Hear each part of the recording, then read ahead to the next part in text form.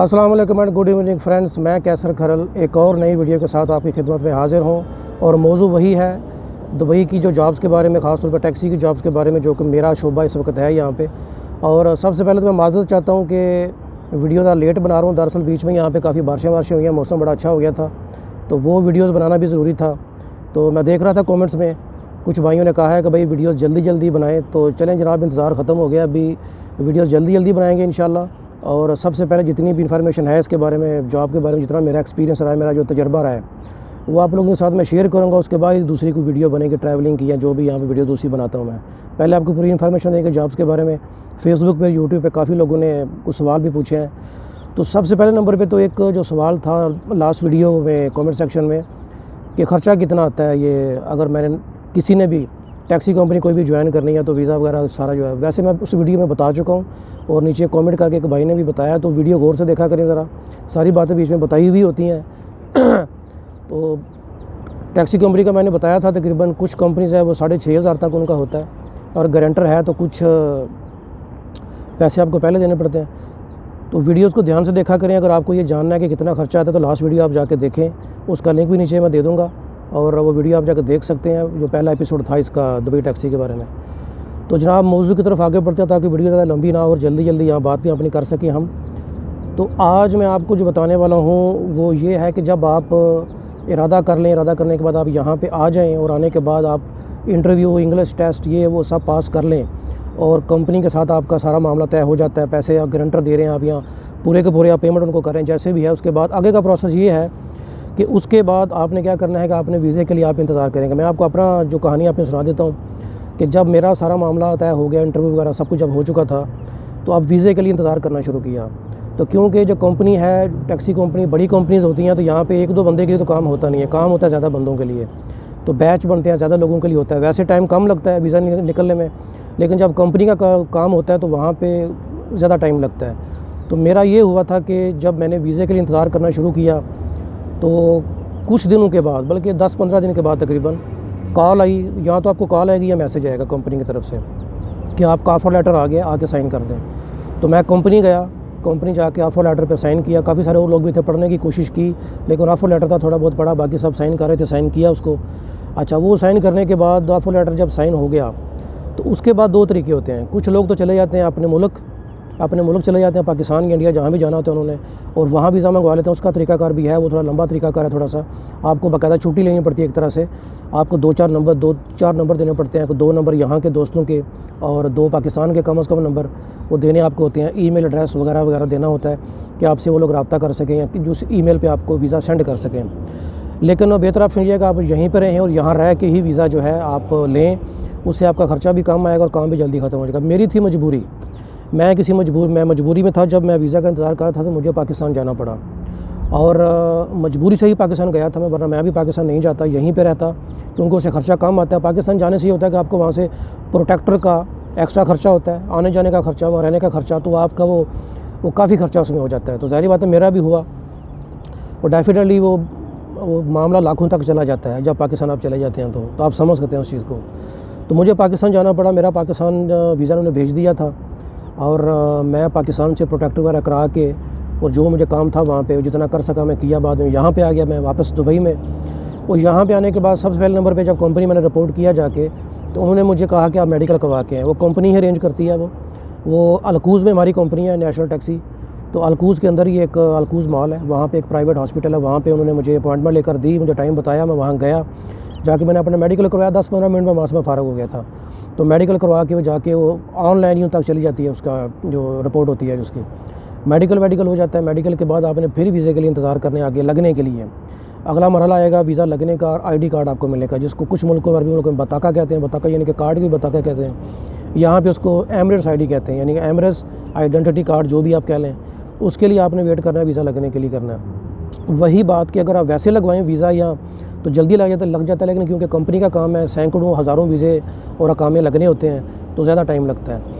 तो मेरा इसमें बहुत ज़्यादा टाइम लग गया था। कुछ लोगों का 18-20 दिन में काम हो जाता है, लेकिन मेरा तकरीबन 1.5 महीना लग गया था। 1.5 महीने के आसपास, 1 महीना 12-13 दिन मेरे लग गए थे। तो सबसे ज़्यादा सब्र आज़मा मरहला वो था जब वीज़ा नहीं लग रहा था और ID कार्ड की खबर नहीं आ रही थी। मेरे लिए काफ़ी मुश्किलें भी बनी। मेरा जो यहाँ का नंबर था, मैंने डू का नंबर यहाँ पे आके लिया था, वो यहाँ पे यूए के कानून के मुताबिक 1 महीने तक अगर आपका वीज़ा नहीं लगता तो आपको रिन्यू करवाना पड़ता है पासपोर्ट शो करा के। तो पहले तो मेरा नंबर डू कंपनी ने बंद कर दिया, मेरा फ़ोन का नंबर था तो मोबाइल का नंबर। तो मैंने जब कंपनी में वापस गया, वहाँ जाके मैंने उनसे बात की मेरी एमरेट्स आईडी दे दें ताकि मैं अपना नंबर खुलवा सकूँ। तो उन्होंने कहा जी एमरेट्स आईडी तो अभी तक नहीं आई। तो मुझे उन्होंने फिर मैंने कहा मुझे पासपोर्ट ही दे दें फिर। तो मैं पासपोर्ट लेके गया, मैंने अपना नंबर जो है रिन्यू किया। उसके बाद फिर महीना गुजर गया, मेरा फिर नंबर बंद हो गया वो। तो दोबारा फिर मुझे पासपोर्ट लेके जाना पड़ा। 2 दफ़ा मेरा नंबर बंद हुआ क्योंकि 1 महीने 28 दिन के बाद नंबर बंद हो जाता है। तो मेरा तो वीज़ा लग के आया था तकरीबन 1.5 महीने में। तो बड़ा सब्र आज़मा मरहला था वो मेरा, और उस दौरान को काम भी नहीं कर सका। यहाँ पे दुबई के अंदर मैंने बताया था आपको काम के हालात बड़े ख़राब हैं। यहाँ पे दिहाड़ी छड़ी लगाना, छोटी मोटी कोई जॉब वो यहाँ मिलना बहुत मुश्किल है, ख़ास तौर पे उस बंदे के लिए जो ऑलरेडी कहीं भी वीज़े के लिए अप्लाई कर चुका हुआ है। क्योंकि इसमें ये भी होता है कि वीज़ा कंपनी किसी टाइम भी बुला सकती है। अगर आप काम बीच में छोड़ के जाएंगे तो दूसरा बंदा आपको सैलरी नहीं देगा, वो या जो भी आप काम करें वो देगा नहीं। तो इस तरह के मसले मसाइल थे, मैंने फ़ारग रह के ही इंतज़ार करना था। उस तरह यही होता रहा, वीडियो बना ली, घूम फिर लिया, वेट कर लिया, तैयारी कर ली, जो भी कर सकते थे यही किया, और गुज़रिया माश तो यहाँ पे था नहीं। तो आखिरकार मुझे 1.5 महीने के बाद कॉल आई कि आपकी एमरेट्स आईडी आ गई, आप आके ले जाएँ। बड़ी खुशी हुई वहाँ उस मौके पे मुझे।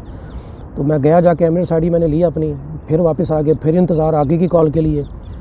तो काफ़ी टाइम फिर गुजर गया, दिन गुजरे थे, आप समझ 10-15 दिन, 18 दिन, 20 जितने भी गुजरे थे।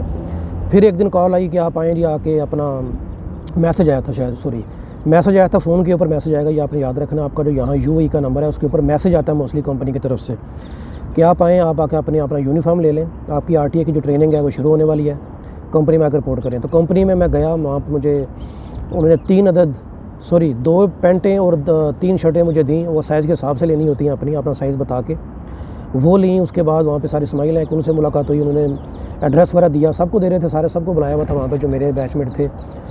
तो एमिरेट्स ड्राइविंग इंस्टीट्यूट जो है वहाँ पे हमारी ट्रेनिंग थी। उन्होंने डेट वगैरह हमें बता दी कि फ़लाँ टाइम पे आप वहाँ पे पहुँच जाएँ तो वहाँ पे आपकी ट्रेनिंग शुरू होगी। ये मैं आपको मोटी मोटी बात बता रहा हूँ, बीच में छोटे मोटे और भी काफ़ी सारी चीज़ें होती हैं। मिसाल के तौर पर एक जो होती है तोजी, वो जब मैं यहाँ पर पाकिस्तान से वापस आया था तो वीज़ा वगैरह लगने से भी पहले मेडिकल हो चुका था। तो एक दिन कॉल आई कि आप कंपनी में रिपोर्ट करें। मैंने रिपोर्ट की, वहाँ पे गया कंपनी में, बहुत सारे और भी लोग आए हुए थे। तो हम सबको उन्होंने एक बस में बिठाया और लेकर गए यहाँ पे बिलहासा ड्राइविंग स्कूल, और वहाँ पर उन्होंने कहा जी आपकी तोजी होगी। अब मुझे उस टाइम तक पता नहीं था तोजी होती क्या चीज़ है, किसी को बल्कि नहीं पता था। जब हम एमिरेट्स वहाँ पे बिलहासा ड्राइविंग स्कूल पहुँचे तो वहाँ पे ये हुआ, बस से उतरे, स्कूल के अंदर गए, हमें पहले एक वेटिंग रूम में बिठाया, वहाँ से फिर एक लेक्चर हॉल में लेकर गए, वहाँ पे स्क्रीन के ऊपर आधे घंटे की तकरीबन वीडियो दिखाई। उसमें यही होता है कि आपके लेबर लॉज के बारे में आपको पता होना चाहिए, आपके हकूक़ क्या हैं वगैरह वगैरह वगैरह। लेकिन वो जो चीज़ है वो मुझे मेरे हिसाब से बेकार इसलिए है क्योंकि जितने जो कंपनी के कॉन्ट्रैक्ट्स वगैरह थे वो तो हमसे साइन उन्होंने पहले ही करवा लिए हुए थे, और मेरा ख्याल हर बंदा पढ़ता भी उसको नहीं है। मैंने थोड़ी बहुत कोशिश की थी पढ़ने की, लेकिन बहुत लंबे चौड़े थे वो, और वो तो आपको साइन करना ही होता है। जैसे आपको फ़ोन के ऊपर आता है कि ये कंडीशन आप एक्सेप्ट करें तो अगला मरहला शुरू होगा, अगला जो भी आप कर रहे होते हैं, फेसबुक पे हो, यूट्यूब पे, या जहाँ कहीं भी आप होते हैं, तो वो एक्सेप्ट करना ही था।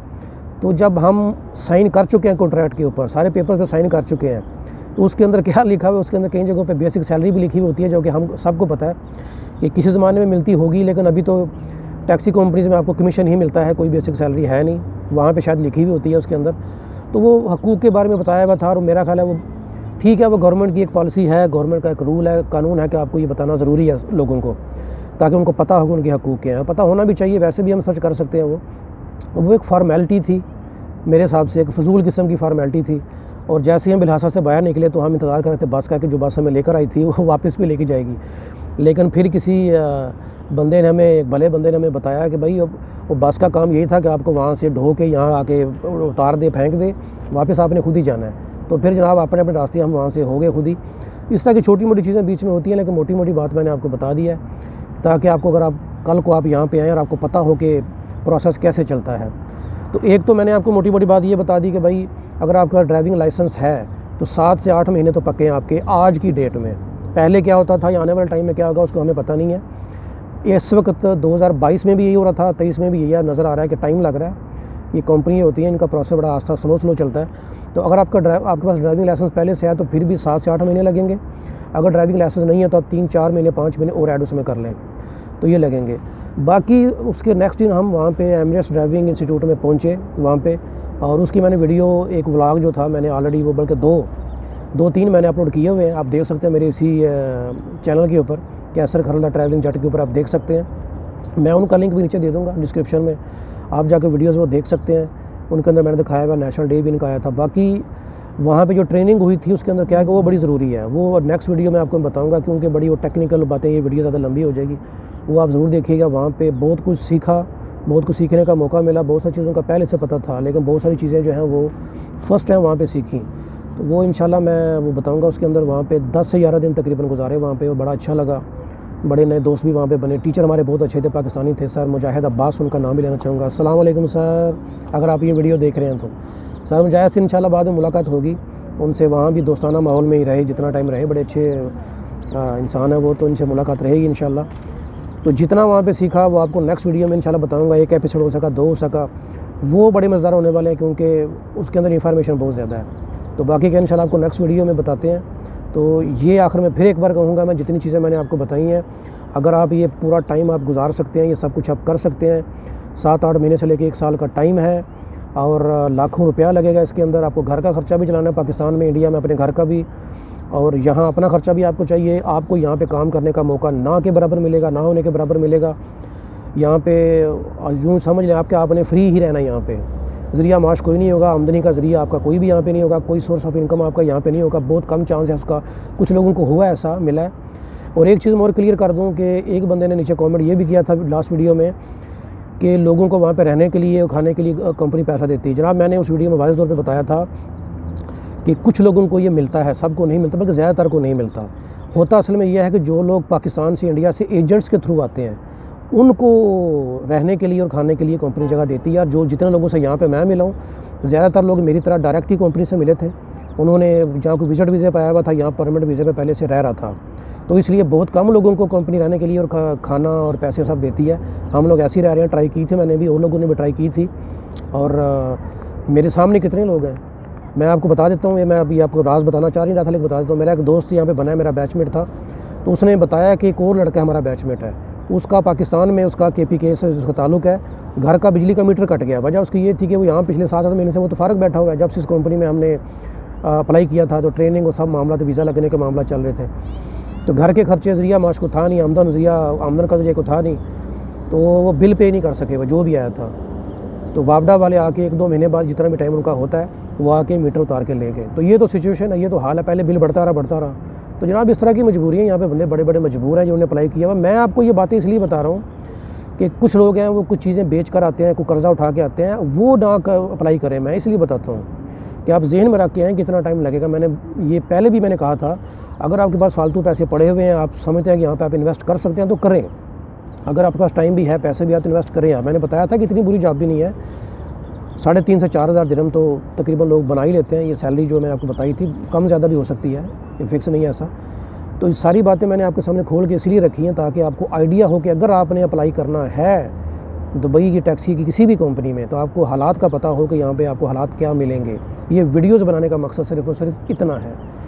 तो जनाब मिलते हैं नेक्स्ट वीडियो में इंशाल्लाह। नेक्स्ट वीडियो में आपको मैं अपना एमरेट्स ड्राइविंग स्कूल में अपना एक्सपीरियंस भी बताऊंगा, और आपको यहाँ पे क्या क्या सीखने को और देखने को मिलेगा वो भी आप जान सकेंगे उस वीडियो में। तो मिलते हैं नेक्स्ट वीडियो में। अल्लाह हाफिज़।